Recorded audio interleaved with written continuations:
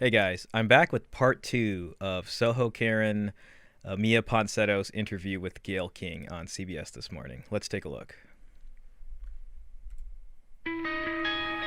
This morning, we are sharing more of our exclusive interview with a woman whose confrontation with a black teenager in a New York hotel was caught on camera over the holidays. Cell phone video shows Miya Ponsetto accusing 14-year-old Keon Harold Jr. of stealing her iPhone last month. Ponsetto was arraigned over the weekend and freed on supervised release. She is charged with attempted robbery, attempted grand larceny, endangering the welfare of a child, and attempted assault. Well, we spoke with Ponsetto and her attorney, that's Sharon Gatan, just hours before her arrest last week. This morning, we begin where we left off on Friday. You seem to have attacked this teenager about the phone, and then it turned out he didn't even have your phone. Okay, so that's the thing. Do you want to get to that part? You're saying, look, because I'm 22 years old. You're 22 years old, but you are old enough to know better. Oh, the hotel so I will did say have you're my... 22. All right, I Gayle, get it. Enough. The hotel did have my phone. The hotel did end up having my phone. I did get my belongings returned to me. So maybe it wasn't him, but at the same time, how is it so that as soon as I get asked to leave the premises after I had accused this person of stealing my phone, how is it that all of a sudden they just miraculously have my phone when I come back? I don't really follow her reasoning there. I mean, I know she acknowledges that maybe it wasn't him, but is she trying to say that, well, how do they magically have my phone after I come back? Like, kind of implying that it was them? This doesn't make sense at all. Like, that is not any kind of evidence that 14-year-old kid had her phone. It just doesn't make sense at all. Like, she seems to be a kind of person who finds one kind of what if or maybe and then just goes all in on that one what if that like has a very low probability of actually being the case. And the it didn't seem as if my accusations really bothered the son and the father, because they were just enjoying a nice meal right after this whole encounter.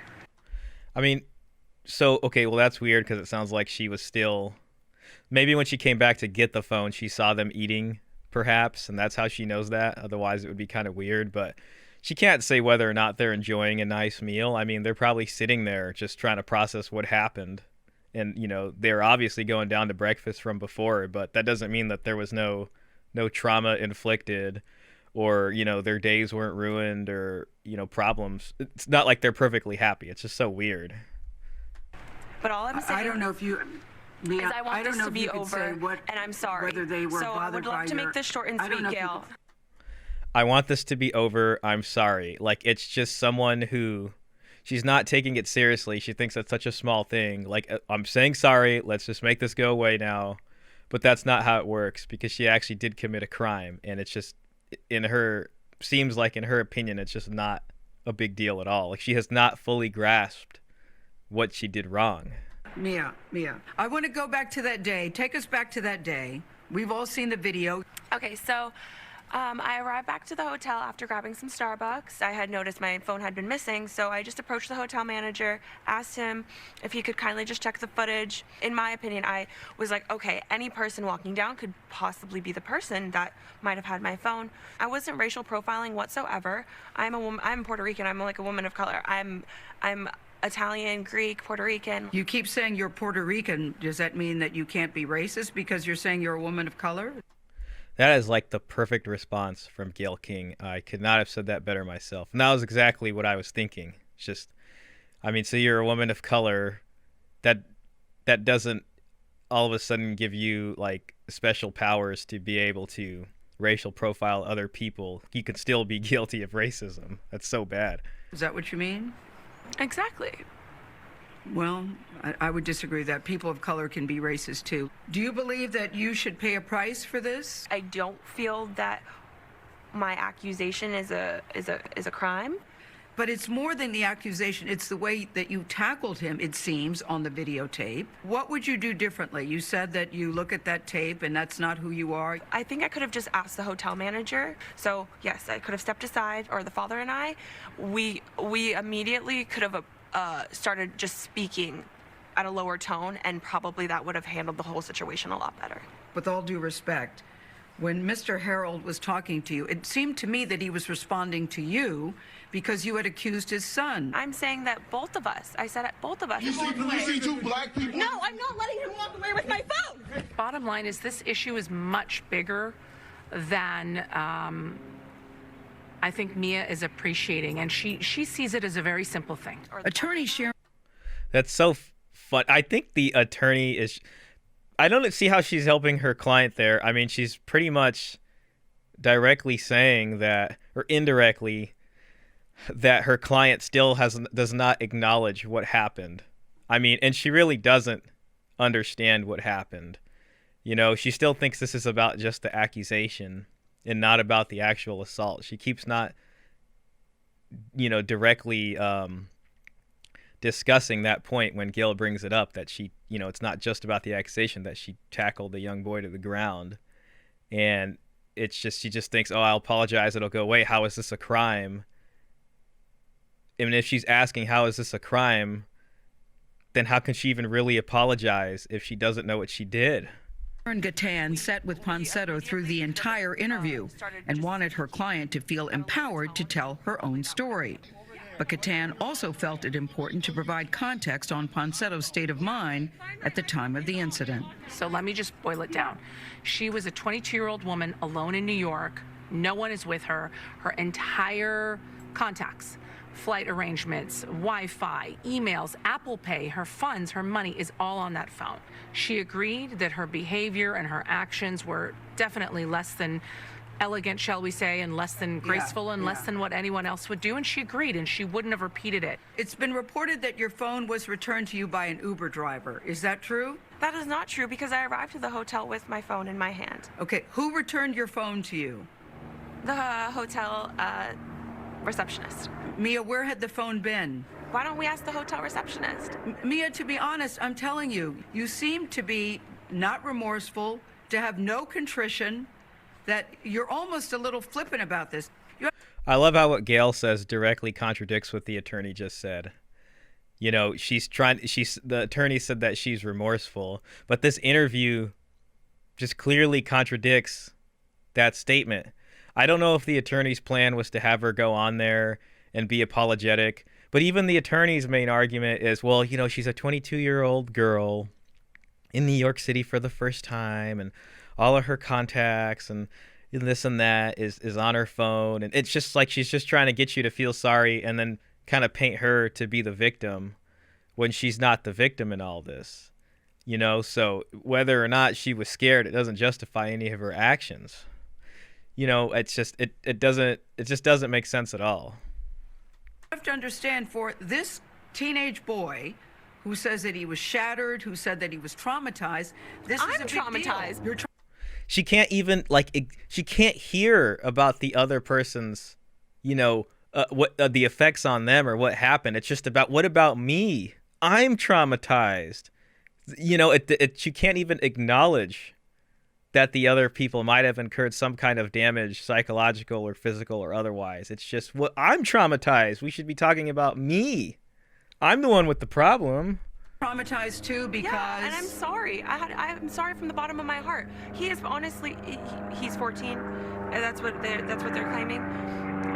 Yeah, I'm 22. I've lived probably just the same amount of life as him. Like, honestly, I'm just as a kid at heart as he is. I feel sorry that I made the family go through all of that stress, but at the same time, it wasn't just them going through that. I just don't think that you helped yourself by your behavior. When course you looked not. at that video, what did you think? What did you think, Miya, when you looked at the video? You already asked me that in the beginning of the interview. I'm not going over it again. That's hilarious. God, she's giving you an opportunity to clear this up. She's trying her best. Gayle is trying her best to steer this young woman kind of to the right conclusion here, and giving her the opportunity to acknowledge what she did wrong, and she almost had it there in those last few sentences, that it's saying, he's 14, even though she said the family claimed. To her, it's just like a chess game. She just doesn't want to even give an inch, you know what I mean? She's just trying to win the fight. It's like she almost doesn't even believe the kid is 14, but she almost had it, but then it's just like, well, I'm a kid at heart too, even though she's 22. And then she doesn't want to. She just doesn't want to take the opportunity and answer that question because she doesn't answer questions more than once. It's unbelievable. I would like to. I would like to have a real interview with real questions and real heart and real sincere apologies. Let 2021 be the moment of healing. Seriously. All right. A real interview with real questions. That is just crazy. Like, I wonder what a real question to her would be, if, you know, what were you thinking when you watched this video isn't one. All right. What would you want an interview with real questions? What would you? I'll give you the floor. What would you like us to know, Miya?